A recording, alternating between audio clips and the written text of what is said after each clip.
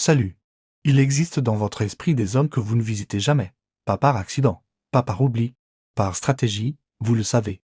Au fond, ces pensées qui surgissent une fraction de seconde avant que vous ne trouviez quelque chose d'urgent à faire. Ces émotions qui pointent leur nez juste avant que vous n'allumiez votre téléphone. Ces questions qui commencent à se former et que vous étouffez en vous plongeant dans le travail. Les projets, les analyses, les distractions, ce n'est pas de la faiblesse, c'est de l'intelligence. Votre psyché sait exactement ce qu'elle fait quand elle détourne votre attention, elle vous protège, elle maintient un équilibre, elle préserve une version de vous-même qui fonctionne, qui avance, qui survit au quotidien. Observez comment cela se manifeste concrètement. Peut-être que vous vous levez le matin avec une vague anxiété, et immédiatement vous consultez vos messages. Peut-être qu'une conversation difficile approche, et soudainement votre agenda devient surchargé. Peut-être qu'une question sur votre relation vous effleure, et vous vous retrouvez à planifier les vacances de l'année prochaine. Ou alors c'est plus subtil. Vous intellectualisez, vous analysez les problèmes des autres avec une précision chirurgicale. Mais les vôtres restent fous. Vous lisez des articles sur la psychologie, vous comprenez les mécanismes.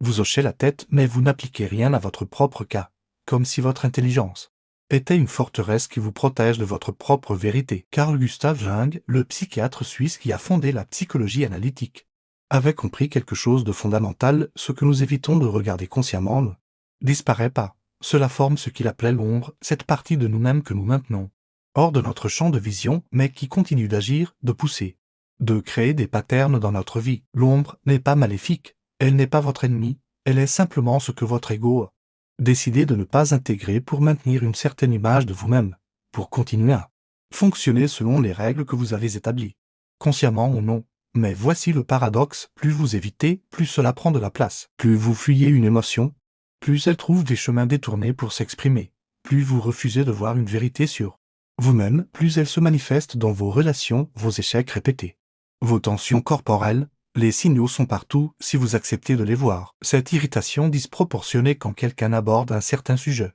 cette fatigue soudaine, quand une conversation devient trop intime, cette envie de changer de sujet quand on vous pose une question précise, ce besoin de remplir chaque silence, chaque moment de solitude, ou encore cette pensée qui revient la nuit, juste avant de vous endormir, ce rêve récurrent que vous préférez oublier au réveil, cette partie de votre histoire que vous racontez toujours de la même façon, en omettant certains détails, cette émotion qui monte et que vous qualifiez immédiatement d'illégitime, d'exagéré, d'inapproprié. Jacques disait que l'ombre contient tout ce qui ne correspond pas à l'image que nous voulons avoir de nous-mêmes, mais aussi, et c'est crucial, des potentiels non réalisés, des forces non reconnues, des vérités qui pourraient nous libérer si nous osions les regarder. Le but aujourd'hui n'est pas de tout affronter, ni de tout résoudre, ni même de tout comprendre. Le but est simplement de commencer à regarder, sans jugement, sans action, sans plan de bataille. Regardez. C'est déjà énorme. C'est déjà un acte de courage considérable, parce que tout votre système est organisé pour éviter ce regard. Des années, parfois des décennies de stratégies d'évitement se sont solidifiées en habitude, en réflexe, en identité même. Alors on va procéder avec douceur, avec respect pour vos défenses. Elles ont eu leur utilité. Elles vous ont protégé. Maintenant, vous pouvez peut-être vous permettre de baisser légèrement la garde, juste assez pour apercevoir ce qui se cache derrière. Voici ce que je vous propose. Prenez une feuille de papier, ou ouvrez un document vierge, et pendant 5 minutes pas plus écrivez une chose que vous évitez de regarder, une pensée qui revient et que vous chassez, une émotion que vous refusez de ressentir pleinement, une situation que vous remettez constamment à plus tard, une vérité sur vous-même que vous connaissez mais que vous n'admettez jamais. Écrivez-la, simplement, sans l'expliquer, sans la justifier, sans l'analyser, sans chercher d'où elle vient ni où elle va, juste la nommer. J'évite de penser à, je refuse de ressentir, je remets toujours à plus tard, je sais mais je n'admets pas que 5 minutes, pas plus, et ensuite, refermez le document, ou pliez la feuille. Vous n'avez pas à agir, pas à changer, pas à vous transformer. Vous avez simplement regardé, vous avez osé poser les yeux sur ce que vous évitez habituellement. C'est une micro-victoire.